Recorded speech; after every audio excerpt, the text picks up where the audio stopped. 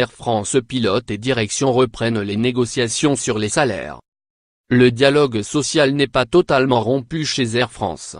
Une réunion de négociation entre les syndicats de pilotes d'Air France et la direction a lieu ce lundi après-midi. Le rendez-vous a été fixé par la direction à 14 h à Roissy, rapporte France Info. On a reçu un mail de la direction la semaine dernière, confirme au Figaro Christophe Campestre, vice-président du syndicat des pilotes d'Air France, SPAF, deuxième syndicat représentatif de la compagnie aérienne. Lire aussi, 1er mai, SNCF, Air France, la semaine sociale promet d'être agitée. Les discussions devraient se concentrer sur des avantages, notamment salariaux, réclamés spécifiquement par les pilotes. Car en plus de la revendication unitaire, les pilotes de la compagnie ont des demandes qui leur sont propres. Ces derniers demandent, plus spécifiquement, une hausse de 4,7% en plus des 6% de rattrapage des salaires exigés par l'intersyndicale. Les pilotes avaient déjà formulé cette exigence l'an passé, mais celle-ci avait été éclipsée par l'accord sur la création de la compagnie jaune. Cette négociation séparée avec les pilotes a été entamée par la direction d'Air France le 16 avril. On a toujours un espoir de mettre fin à la grève si le processus de négociation avance, indique Christophe Campestre. Rappelons que cette rencontre intervient dans un contexte social extrêmement tendu. 11 organisations syndicales, toutes professions confondues, réclament un rattrapage des salaires de 6% en 2018 après un gel des grilles de rémunération depuis 2011. Depuis fin février, des grèves épisodiques sont menées.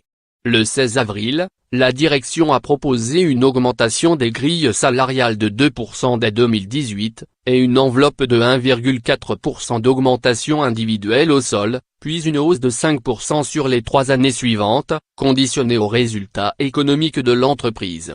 Insuffisant pour les 11 syndicats, qui ont rejeté ce projet d'accord, déposant un nouveau préavis de grève pour le 3, 4, 7 et 8 mai. Lire aussi, Air France, la vérité sur le salaire des personnels navigants. Pour tenter de débloquer la situation, la direction a annoncé le 20 avril une consultation interne, demandant aux salariés d'Air France de répondre à la question: pour permettre une issue positive au conflit en cours, êtes-vous favorable à l'accord salarial proposé le 16 avril 2018 ? Le président directeur général de la compagnie, Jean-Marc Janaillac, a mis sa démission dans la balance en remettant son poste en jeu en cas de vote négatif. Les résultats de cette consultation sont attendus jeudi soir. De son côté, le SPEL, syndicat des pilotes de ligne, affilié à la CFDT, appelle les salariés à se prononcer sur l'arrêt immédiat du conflit.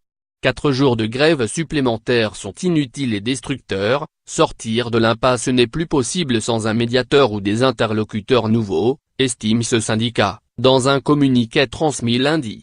La veille, dimanche, Laurent Berger, le numéro 1 de la CFDT, premier syndicat d'Air France pour le personnel au sol, mais qui ne fait pas partie de l'intersyndicale, a appelé ses membres à voter pour la fin du conflit. Il a en outre fustigé le SNPL, premier syndicat des pilotes, qui prend tout le monde en otage, alors que 4 jours de grève supplémentaires ont été décidés. Ça va se passer comment à la fin, si on suit le SNPL ? A-t-il lancé, lors du grand rendez-vous Europe 1 les échauquenets. Les pilotes, on va leur donner de quoi s'en sortir et puis le personnel au sol, il trinquera. On aura des suppressions d'effectifs, on aura des réductions de personnel, a-t-il mis en garde. De son côté, le nouveau secrétaire général de Force ouvrière, Pascal Pavageau, a appelé à voter contre la proposition de la direction d'Air France, estimant que ce référendum est une stratégie de contournement des organisations syndicales. Force ouvrière représente une partie des personnels au sol et participe à l'intersyndicale. La négociation, elle n'a pas eu lieu, elle ne s'est pas terminée, a-t-il déclaré lors de l'émission Grand Jury RT et Le Figaro aussi.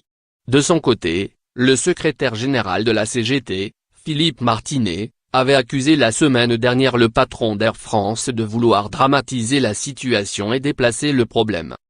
Ce conflit social, qui a mené à 11 journées de grève depuis le 22 février, a déjà coûté environ 300 millions d'euros à l'entreprise, estime la direction.